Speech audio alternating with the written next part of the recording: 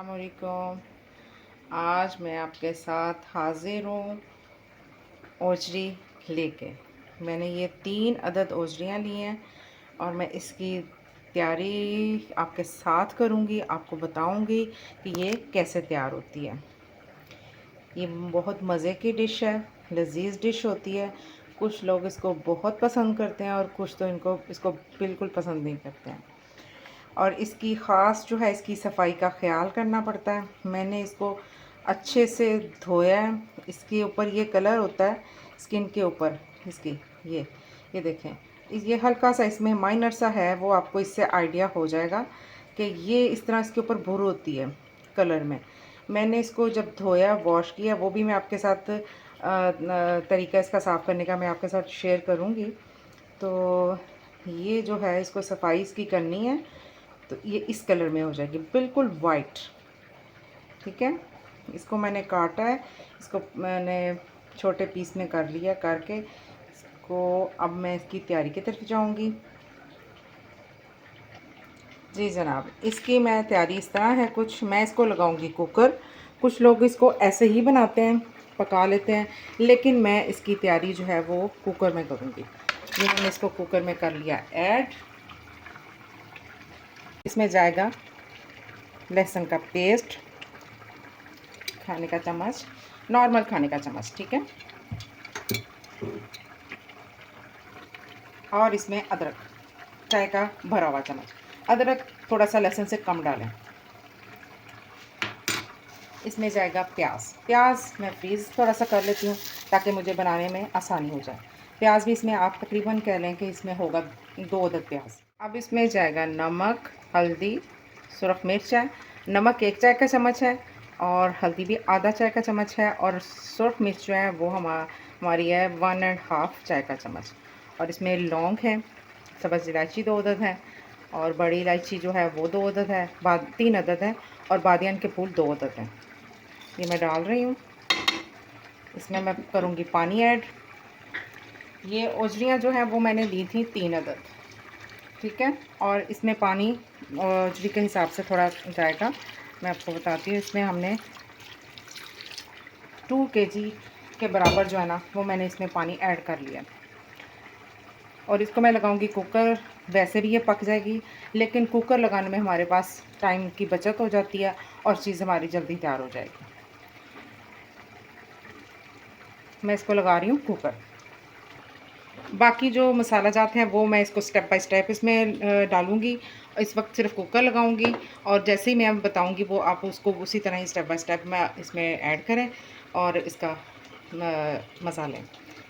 चलिए मैं लगा रही हूँ इसको कुकर।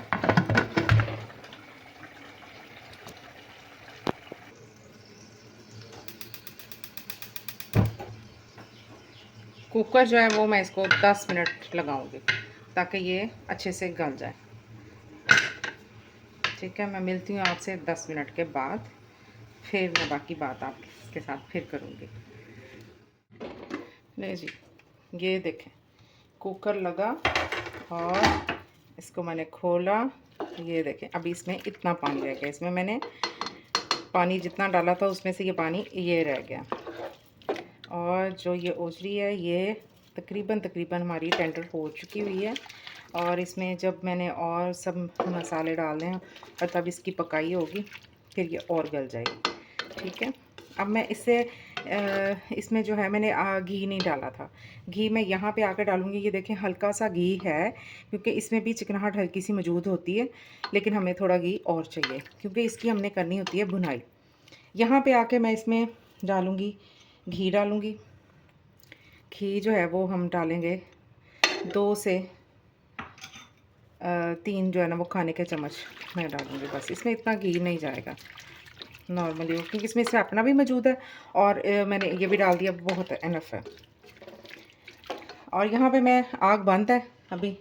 इसमें मैं 2 से 3 चम्मच जो है ना वो भरे हुए वो दही के भी ऐड करूँगी।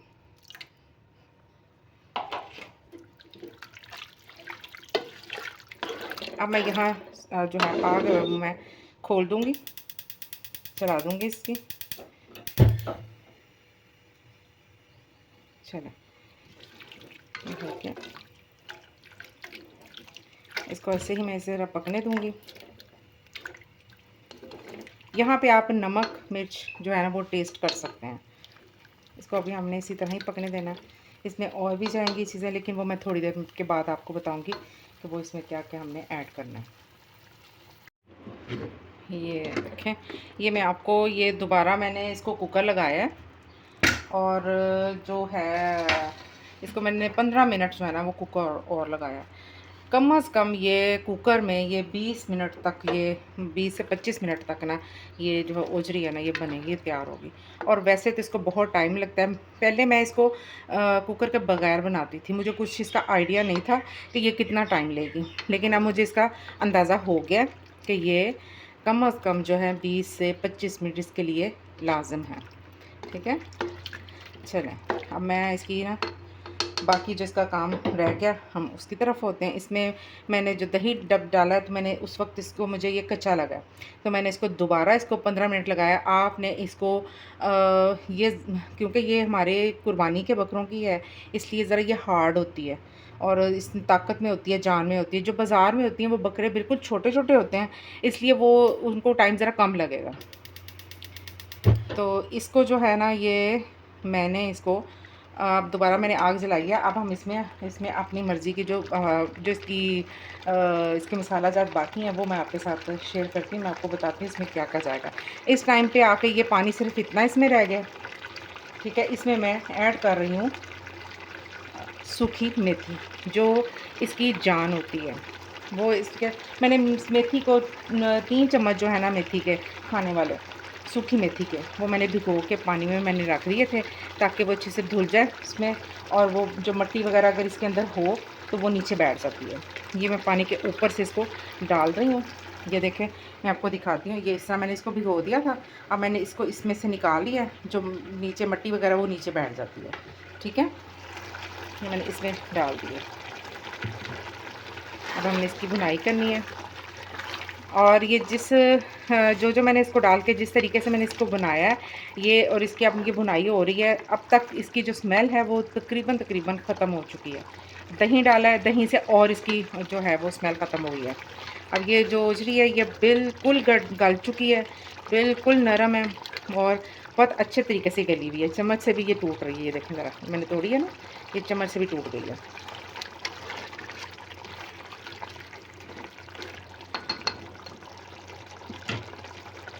ये अब इसमें मैं थोड़ा सा इसमें गरम मसाला ऐड करूँगी। ये चाय का चम्मच है, चाय के चम्मच के बराबर है ये, बस।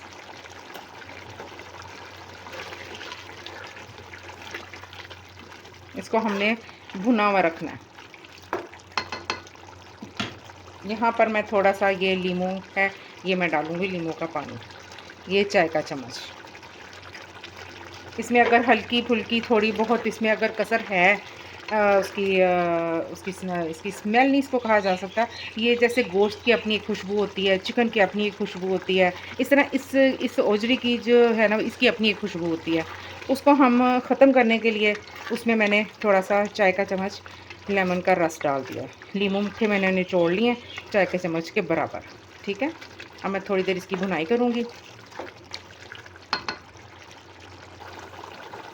इसमें मैं ये चाय का चम्मच सूखा धनिया पिसा हुआ ये भी मैं इसमें ऐड कर रही हूँ। अगर आप इसका टेस्ट और अच्छा सा लेना चाहते हैं तो इसमें थोड़ा सा और ऐड कर दें। मैं इसमें चाय का चम्मच एक और ऐड कर रही हूँ। ठीक है, बस काफ़ी है ये देखें इधर। आप बिल्कुल ये फाइनल लुक में है। ये जब ये चक्कर इस तरह शक्ल इसकी निकलेगी तो इसमें देखें घी भी कम है, बिल्कुल बिल्कुल नॉर्मल सा घी है इसके अंदर। ठीक है, मैंने इसमें थोड़ा सा घी डाला था और जो इसके अंदर अपना मौजूद था। अब मैंने इसमें जो है वो मैंने ऐड करना है बटर। वो मैं बटर ऐड कर रही हूँ। ये फ्रिज में मैंने रखा हुआ था, ये मेल्ट नहीं है। इसको मैं इतना बस 1 चम्मच डाल दूँ। इसमें इसकी क्रीमी लुक होगी बटर के साथ, और बटर के साथ आपने ये सब्ज़ मिर्च जो है वो साथ ऐड कर देनी है, 6 से 7 अदद। अब इसको 2 से 3 मिनट इसको इसी तरह भूनें ताकि जो हरी मिर्च का अरोमा है वो इसमें ओजरी में शामिल हो जाए, और जो बटर है वो अच्छे से वो भी मेल्ट हो जाए इसके अंदर।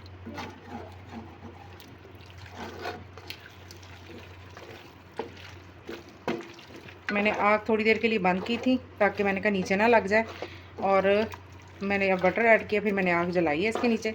अब ये मेल्ट होगा 2 से 3 मिनट में, इसको हम बंद कर देंगे। ये हमारी फाइनल तैयार हो गई है। ये देखें अभी थोड़ा सा इसमें बटर है, ये हो जाएगा। और टेस्ट इसका इतना रिच टेस्ट तैयार हुआ है, इसको घर के फुलके के साथ खाएं, क्योंकि इसमें नमक मिर्च हर चीज़ हमारी करारी होती है।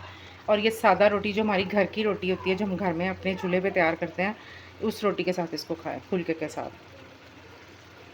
बहुत लजीज बनती है ये।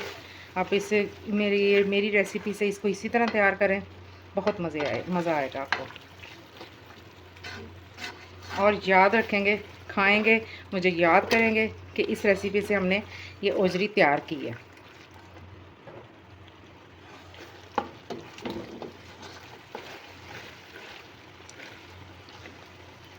अब ये हमारा जो मक्खन है वो बिल्कुल मेल्ट हो गया, देखें।